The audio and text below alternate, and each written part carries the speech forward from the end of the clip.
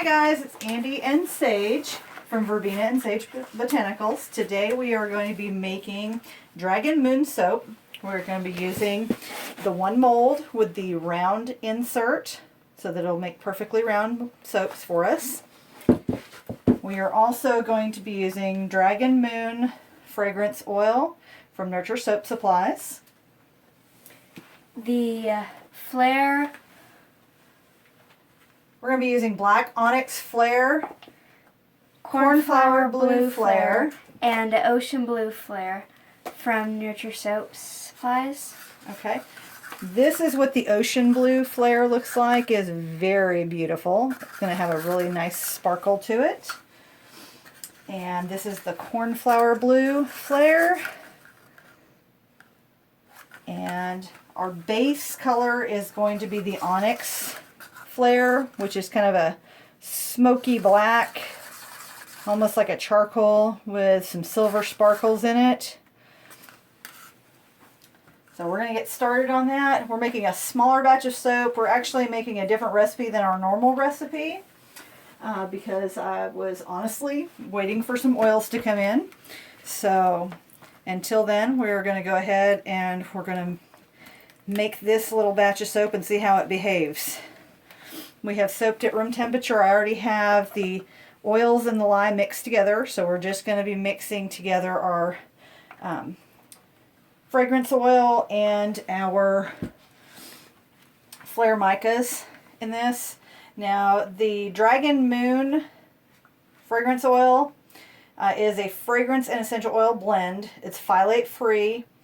It has a moderate discoloration, no acceleration, which is great because my soap, since it is a different recipe, is still a little bit thicker. I did try to do the heat transfer method today with my lye water to melt my solid oils, and it works pretty well, but I don't think it works as well when it's room temperature. I think it's better when it's when you've just mixed the lye.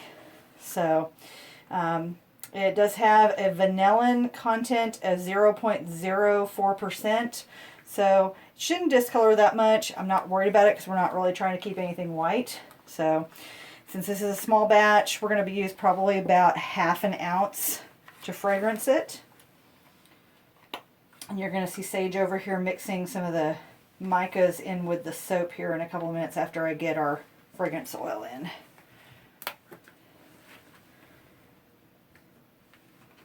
It smells really good. Yes, it does smell really good. Go ahead and put the lid back on there, Pumpkin. Okay.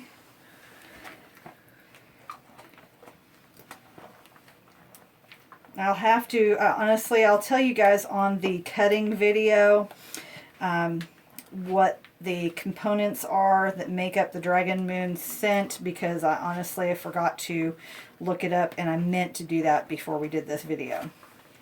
So we're going to divide for our ocean flare and cornflower blue into these two smaller little measuring cups. And this will be the first time that we have done a mostly black or dark colored base to one of our soaps. And this is Sage's first time really getting in there and assisting with the soaps. So she's going to go ahead and start mixing. Okay, so this is going to be cornflower blue. That's actually the, I think that is the blue, that's ocean blue flare. Okay.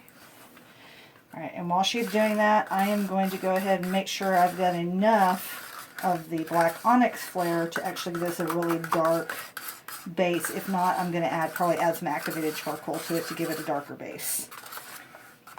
And you always want to make sure that you get all of your materials, you could say, like in this case the micas, out of the cup.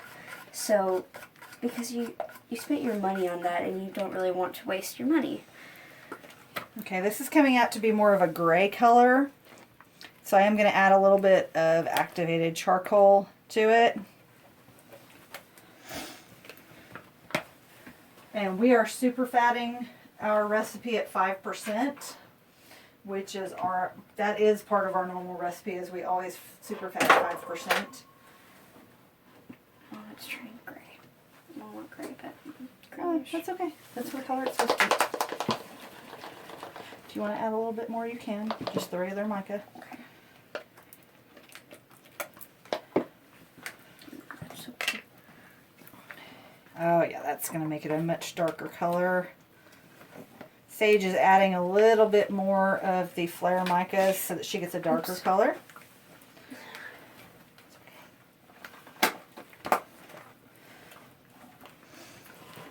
And mixing. Just make sure you don't have any pockets of mica in there, kiddo. Yeah.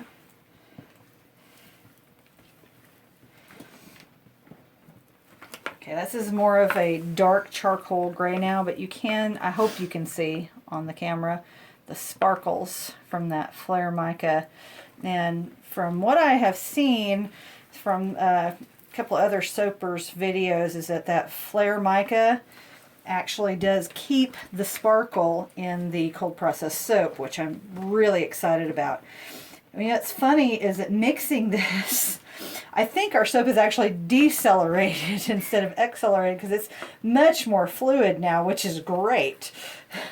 And this is the ocean blue. Don't know if y'all could really see, but that is the ocean blue mica mix, you could say. And now we're going to do the cornflower blue. Yeah, yours is decelerated too. Yours a little bit thicker. Really should have pulled up my hair. It's okay.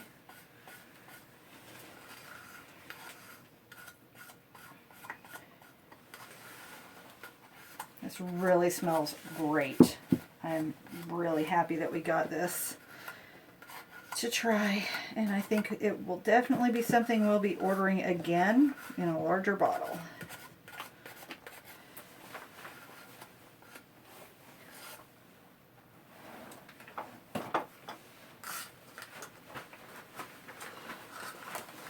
Oops. You're okay.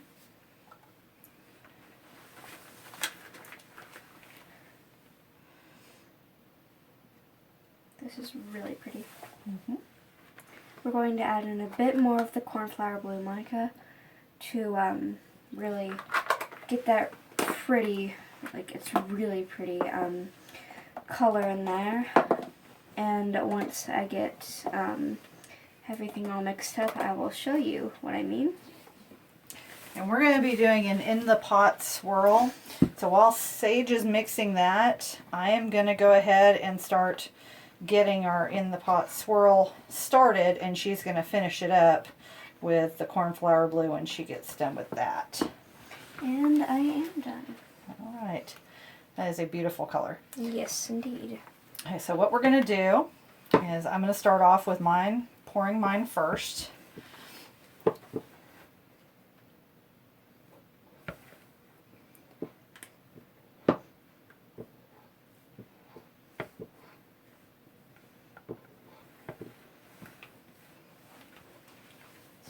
Here for now.